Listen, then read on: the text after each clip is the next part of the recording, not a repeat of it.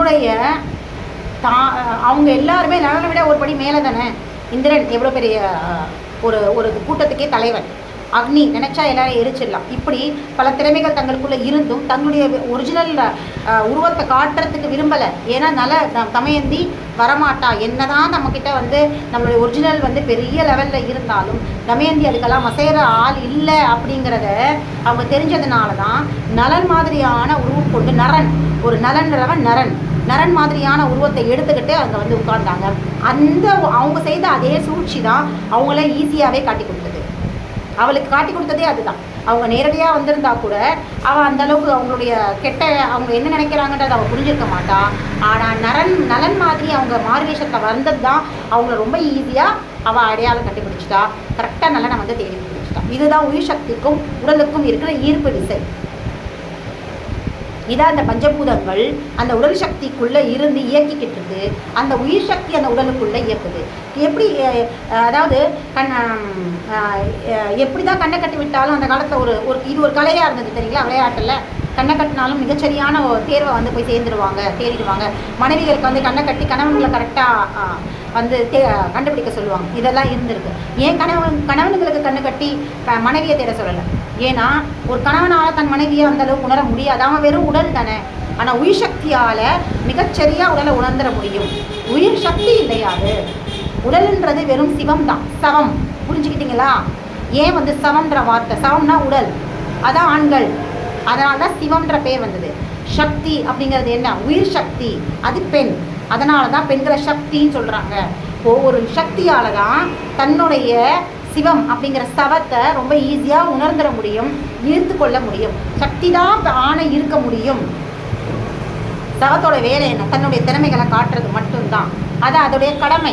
தான் எப்படிப்பட்ட பலமானவன், உன்னுடைய உயிர் சக்தி நான், என்னுடைய பலம் நான் இவ்வளோ நாள் நீ கொடுத்த நீ உள்ளுக்குள்ளே செயல்படுற இயக்க சக்தியிலேருந்து என்னுடைய வெளிப்புற உருவத்தை நான் பலமாக வச்சுருக்கேன். நான் உனக்கு சமமான திறமைகளை கற்று வச்சுருக்கேன். என்னால் உனக்கு சமமான ஒரு ஆணாக இருக்க முடியுன்றதை அவன் ப்ரூவ் பண்ணுறான். அவன் அவளுக்கிட்ட ப்ரூவ் பண்ணுறான். நீ உயிர் சக்தினா உனக்கான நிகழ்சக்தியாக நான் என்னை உருவாக்கி வச்சுருக்கேன். அதனால் உனக்கான சரியான ஆள் நான் தான் அப்படிங்கிறத அவன் ப்ரூவ் பண்ணுறான். அதுக்கப்புறம் அந்த உயிர் சக்தி அவனுக்கு பர்மிஷன் கொடுக்குது. சரி, நான் உனக்கு வாய்ப்பு கொடுத்தேன், நீ உன்னை வளர்த்துக்கிட்ட, சரி ஓகே வா அப்படின்னு சொல்லி அவள் தேர்ந்தெடுக்கிறான். சுயம்பரமில் அவள் தேர்ந்தெடுக்கிறான். இது காலமாக பின்பற்றிட்டு வர ஒரு வழக்கம். இதை தான் எல்லா பாருங்கள், நலந்தமயந்திலையும் ராமாயணத்துலேயும் சரி, அதுக்கப்புறம் மகாபாரதத்துலேயும் சரி, அதுக்கப்புறம் முருகர் வள்ளி திருமணத்தையும் பாருங்கள். ஏன் தெய்வானையை திருமணம் செய்ததுக்கு கூட அவளுடைய திருமணம் தான். ஆனால் தெய்வானை முருகரை சூஸ் பண்ணல. அதனால தான் அவள் அந்த அளவுக்கு பிரசித்தி பெறலை. அந்த வரலாறில் அவள் தெய்வானை ஏன் அந்த அளவுக்கு பிரசித்தி பெறலை அப்படின்னா, அவள் அவனை ஒரு உயிர் சக்தி அவனை இழுத்துக்கலை. அவங்க பெற்றவங்களாக பார்த்து கட்டி வச்ச ஒரு இதுதான். அதனால தான் தெய்வானையோடைய சிறப்பே இல்லை. ஆனால் வள்ளியோட சிறப்பு வள்ளி தான் மிகச்சிறப்பாக சொல்லப்பட்டிருக்காங்க. அப்படின்னா ஏன் வள்ளியை மட்டும் அவ்வளோ சிறப்பாக இருக்கிறாங்கன்னா, வள்ளி தான் அவனுடைய உயிர் சக்தி அப்படிங்கிறத வள்ளி அந்த பக்கம் போகும்பொழுது அவளுடைய மலைவாழ் பகுதிகளில் போகும்பொழுதே முருகர் கண்டுபிடிச்சிடுறார். அப்போது அவளுடைய குரல், அவளுடைய திறமைகள், அவளுடைய எல்லாத்தையுமே அவர் பார்க்கும்பொழுது இத்தனை திறமையான ஒரு பெண் அவளுக்குள்ள ஒரு தோன்றல் ஏற்படும் இல்லையா? இவன் தான் தன்னுடைய உயிர் சக்தியாக இருப்பா அப்படின்னு சொல்லிட்டு. அப்போது அந்த உடல் அவனை கண்டுபிடிச்சிருக்கு. இவன் தான் நம்முடைய உயிர் சக்தி அப்படிங்கிறத. அதற்கப்புறம் அந்த உடல் தன்னுடைய அத்தனை திறமைகளையும் அந்த வள்ளி முன்னாடி காட்டுறாரு. நான் எத்தனை திறமையானவன்றதை காட்டுறது தான் அந்த வேடுவனாக வர்றதும், அந்த துறவியாக வர்றதும், கிழவனாக வர்றதும், யானையை கொண்டு காட்டுறதும், இப்படி எல்லா விதமான தன்னுடைய திறமைகளையும் வள்ளி முன்னாடி காட்டும் பொழுது வள்ளி பிரசன்னமாகறா, பரவசமாகறா. தனக்கான உடல் இதுதான் அப்படிங்கிறத அந்த உயிர் சக்தி உணர்ந்தது. அந்த உயிர் சக்தி உணர்ந்த உடனே வள்ளிங்கிற உயிர் சக்தி தன்னுடைய ஆண் இவர் தான் அப்படிங்கிறத உணர்ந்த உடனே சூஸ் பண்ணுறான். ஆமாம், இத்தனை பேராக நீ வரும்பொழுது அவளுக்கு பிடிக்கலை. நேரடியான தன்னுடைய உடலா நேரடியாக வரும்பொழுது அவளுக்கு பிடிச்சிருது. அவளை கல்யாணம் பண்ணிக்கிறாள். இதுதான் எல்லா விதமான பக்தி இலக்கியங்களும். பக்தி இலக்கியங்கள் அப்படின்னாலே நம்ம என்ன பண்ணிடுறோம் அப்படின்னா ஒதுக்கிடுறோம். ஒன்று அந்த பக்தி இலக்கியங்களை மனப்பாடம் பண்ணிக்கிட்டு அப்படியே கண்மூடித்தனமாக அது என்ன சொல்ல வருது அப்படிங்கிறத புரிஞ்சுக்கிறது இல்லை. இல்லை அப்படின்னா இது பக்தி இலக்கியம் சொல்லிட்டு அந்த நாத்திகவாதிகள் இருக்கிறாங்க இல்லையா, அதாவது கடவுள் மறுப்பாளர்கள், அவங்க அதை அப்படியே ஒதுக்கிடுவாங்க. இது பக்தி இலக்கியங்கள் பக்கமே தலை வச்சு படுக்க மாட்டாங்க. ஆனால் பக்தி இலக்கியங்கள் அது திருப்பாவையாக இருக்கட்டும், திருவம்பாவையாக இருக்கட்டும், எத்தனையோ விஷயங்கள், கந்த சஷ்டி கவசமாக இருக்கட்டும், ஸ்கந்தகுரு கவசமாக இருக்கட்டும், ஒவ்வொருத்தரும் அந்த எழுதின ஒவ்வொரு எழுத்தாளர்களும் கவிஞர்களும் தனக்குள்ள தோன்ற அந்த இயற்கை கிட்ட இருந்து சாதாரணமாக எழுத மாட்டாங்க. இதே பழங்குடியினர் வாழ்ந்த வனப்பகுதிகளில் இருந்து தான் ஒவ்வொரு பக்தி இலக்கியங்களும் பிறந்தது. அப்போ அங்கே இருக்கிற அந்த பழங்குடியினர்கிட்ட இருந்து தான் அவங்க அந்த பக்தி இலக்கியங்களை தனக்குள்ளேருந்து பீரிட்டு வர அந்த பிரபஞ்ச ரகசியங்களை, உண்மைகளை, தத்துவங்களை பக்தி காவியங்களாக எழுதி வச்சாங்க.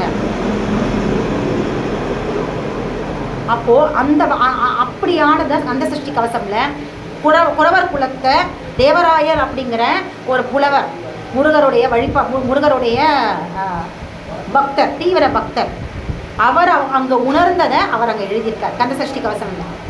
அங்கே அவர் தெய்வானையை பற்றி பெருசாக பேசவே கிடையாது. வள்ளியை பற்றி தான் திரும்பவும் எழுதிக்கிட்டே இருக்கிறார். குறவர் குலத்தை பற்றி தான் அவர் அங்கே சொல்கிறார். ஏன்னா முருகர் அப்படிங்கிற பழங்குடியின ஆணுக்கான சரிநிகர் பெண்ணாக இருந்தது குறவர் குலத்தை சேர்ந்த பழங்குடியின பெண் தான். அதுதான் அவளை வாழ்த்துறார். அங்கே தெய்வானையை வாழ்க வாழ்கன்னு சொல்லலை, வாழ்க வாழ்க மயிலோன் வாழ்கன்னு சொல்லி ஆரம்பிக்கிறவர் வாழ்க வாழ்க மலைகுரு வாழ்க, வாழ்க வாழ்க மலைக்குற மகளுடன் அப்படின்ற வார்த்தையை சொல்கிறார். மலைக்குறத்தி மகளோட வாழ்க. அங்கே எந்த இடத்துலையுமே தெய்வானையோட வாழ்கன்னு அவர் சொல்லவே இல்லை. குறத்தி அப்படிங்கிற பழங்குடியின பெண்ணை தான் அவர் வாழ்த்துறாரு. இன்னொரு இடத்துலையும் இதே மாதிரி சொல்கிறாரு, மேவிய வரிவுறும் வேலவா போற்றி தேவர்கள் சேனாபதியை போற்றின்றார். தேவர்கள் சேனாபதி தான் சொல்கிறார். தேவர்கள் சேனாபதியை போற்றி குறமகள் மணமகள் கோவே போற்றி அப்படிங்கிறார். குறமகளை மணமகள் செய்த கோ அப்படின்னா அரசன், தலைவன் அப்படின்னு அர்த்தம். தலைவனே போற்றி, அதாவது குறமகள் மனசை கவர்ந்தவன் அப்படின்னா என்ன அர்த்தம்? சுயம்வரம்.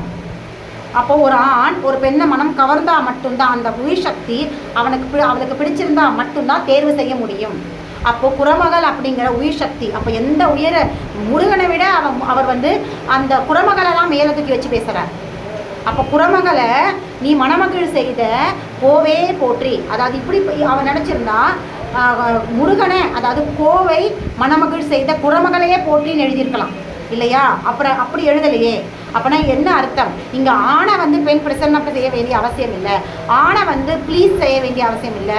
ஆண் தான் ஒரு பெண்ணை ப்ளீஸ் அப்படிங்கிற பிரசன்னம் பரவசம் செய்ய வச்சு அவள் அகமகிழ்ந்தால் மட்டும்தான் அவனால் திருமணம் செய்துக்க முடியும். அப்போ தான் அந்த உயிர் சக்தி அவனை இழுத்துக்கும். அந்த சவம் அப்படிங்கிற சிவத்தை அந்த உயிர் சக்தி அப்படிங்கிறவ இழுத்துக்கக்கூடிய தன்மை எப்போ இருக்கும்னா அந்த சிவம் அவளை பிரசன்னம் செய்தால் மட்டும்தான்ற தத்துவத்தை அந்த ஒரே வரியில் ரொம்ப அழகாக சொல்லிட்டார். 2 விஷயங்களை சொல்லிட்டார். ஒன்று, பழங்குடியினர் குறவர் குலத்தை சேர்ந்தவர்கள் தான் முதன்மையானவர், தெய்வானையை விட அவள் தான் உயர்ந்தவர் அப்படிங்கிற பழங்குடியினரை போற்றிருக்கார். அப்போ தேவர்களுடைய அரசனுடைய பெண்ணை கூட அவர் உயர்வாக நினைக்கல. அவங்க கூட தாழ்ந்தவங்க தான். யாருக்கு கீழே தாழ்ந்தவங்க? குறவர் குலம், பழங்குடியினருக்கு கீழே தான் அவங்க அப்படிங்கிற தத்துவத்தை ரொம்ப அழகாக சொல்லிட்டார். ஒன்று, அப்போது எல்லா விதமான இனக்குழுக்களையும் இனக்குழுக்களிலேயே பழங்குடியின குறவர்கள் குலம் தான் உயர்ந்த குலம் அப்படிங்கிற தேவராயருடைய பக்தி இலக்கியமே சொல்லிடுச்சு. அது ஒன்று. 2வது, ஒரு பெண் தேர்வு செய்கிறது, அந்த பெண்ணை மனமகிழ்ச்சி செய்தால் மட்டும்தான் அந்த உயிர் சக்தியான பெண் அந்த ஆணை தேர்வு செய்வாள் அப்படிங்கிற 2 விஷயங்களை இந்த ஒரு வாக்கியம் சொல்லிடுது. இப்படித்தான் எல்லாத்தையுமே உள்ளுக்குள்ளே ஒழிச்சு வச்சு நம்ம முன்னோர்கள் எல்லாத்தையுமே ஒழிச்சு வச்சு தனக்குள்ளே இருக்கிற தத்துவங்களை ஒழிச்சு வச்சு நேரடியாக வேற ஒரு கருத்துக்களை வெளிப்படுத்துவாங்க. இதுதான் ஒரு கல்ல 2 மாங்காய். 2 மாங்கான்றது ஒன்று கருநிலையாக இருக்கிற தத்துவம், இன்னொன்று உருநிலையாக இருக்கிற உருநிலையாக இருக்கிற தத்துவம். இப்படி 2 தத்துவங்களை மறைச்சி வைக்கிறதுனால தான் ஒரு கல்ல 2 மாங்காய் அப்படிங்கிற ஒரு விஷயம். இது பெருமாள் பார்த்துருக்கீங்களா? அவரும் ஒரு பழங்குடியினர் தான். அவருமே அலைமேலு மங்கைய அந்த மலைப்பிரதேசத்தில் போய் தான் இந்த திருமணம் செஞ்சுக்கிட்டார். அவர் அதாவது தன்னுடைய நெஞ்சுக்குள்ள ஸ்ரீலக்ஷ்மியை உள்ளே வச்சிருக்காருன்னு சொல்கிறாங்க இல்லையா? அப்போது உள்ளே வச்சிருக்கிற அந்த ஸ்ரீலக்ஷ்மி அவள் செல்வத்தை கொடுக்குறவ, அதாவது பார்க்கடலை கடைஞ்சதுலேருந்து வெளியே வந்த ஒரு பெண் அத்தனை அம்சங்கள் கொண்டவ. அவளை கூட அவர் அப்படி போய் திருமணம் செய்து கொள்ளலை. அவள் வெளியே வந்து அதற்கப்புறம் தான் எல்லாரும் பிரம்மா விஷ்ணு இவங்கெல்லாம் பார்த்து அவரை வந்து இவர் வந்து மகாவிஷ்ணுக்கு தான் சரியாக இருப்பாருன்னு சொல்லி லக்ஷ்மி அனுப்பினார். ஆனால் இதே மகாவிஷ்ணு பழங்குடியினராக தன்னை தானே ஒரு சாதாரண மனிதராக அந்த பழங்குடியினரோட நிறத்துக்கும் உருவத்துக்கும் தன்னை மாற்றிக்கிட்டு போய் அலமேலு மங்கையை அது அவங்களோட இடத்துல போய் அவங்கள திருமணம் செஞ்சுக்கிட்டார். இது ஒரு வரலாறு. அலமேலு மங்கை பழங்குடியின பெண். அப்போது மகாவிஷ்ணு கிட்ட வரல, அவள் தேடி வரல. அலமேலு மங்கை அங்கே தேடி வரல, பார்க்கடலை நோக்கி வரல. அவர் தான் தன்னை தானே மாற்றிக்கிட்டு தன்னுடைய திறமைகளை காட்டி அலமேலு மங்கையை திருமணம் செஞ்சுக்கிட்டார். திருமணம் செஞ்சுட்டு மலையில் போய் தங்கிட்டார். அப்போது எல்லாருமே ஏன் அவர் பார்க்கடலுக்கு கூட்டிகிட்டு வரணும்? மலைப்பிரதேசம் தான் பிரதானமான ஒரு இடம் அப்படிங்கிறத அறிவுறுத்துறதுக்கு தான் பழங்குடியினர்கள் தான் முக்கியமானவங்க அப்படிங்கிறதுக்காக அந்த பழங்குடியினரான அலமேலு மங்கை மாதிரியே தன்னை உருவாக்கிட்டார். மகாவிஷ்ணுவோட நிறம் வேற, மகாவிஷ்ணுவோடைய உருவம் வேற. ஆனால் அவளுக்காக தன்னை தாழ்த்திக்கிட்டார். பழங்குடியினராகவே மாறி தான் அங்கே போனார். ஏன்னா அந்த உயிர்சக்தி, அந்த அலமேலு மங்கையோட உயிர்சக்திக்கு தன்னுடைய ஆண் தன்னுடைய பழங்குடியினராக இருந்தால் மட்டும்தான், ஆதி நிலையான பழங்குடியினராக இருந்தால் மட்டும்தான் தனக்கு பிடிக்கும் அப்படிங்கிறத அவர் தெரிஞ்சுக்கிட்டதுனால அவளுக்காக அவர் மாறிட்டாரே ஒழியா அவள் அப்படிங்கிற அலமேலு மங்கை அவருக்காக மாற்றிக்கலை. அவளை அங்கே தேடி போகலை. அப்போது அந்த ஆணை தேடி போன பெண்களை இந்த பிரபஞ்சம் நிர்வாகரிச்சிருச்சு, போற்றலை. ஸ்ரீலக்ஷ்மியை விட அலமேலு மங்கைக்கு தான் அங்கே கோயில் இருக்குது இல்லையா? திருப்பதியில் அலமேலு மங்காபுரம் அப்படிங்கிற ஒரு கோயில் இருக்கே தவிர லக்ஷ்மிபுரம் எந்த கோயிலும் கிடையாது. ஏன் தனியாக அவங்களுக்கு மட்டும் அந்த கோயிலை வச்சாங்கன்னா பிரசித்தி, அங்கே தான் பழங்குடியினர் தான் முக்கியம் அப்படிங்கிறத தான் அந்த வரலாறு சொல்லுது.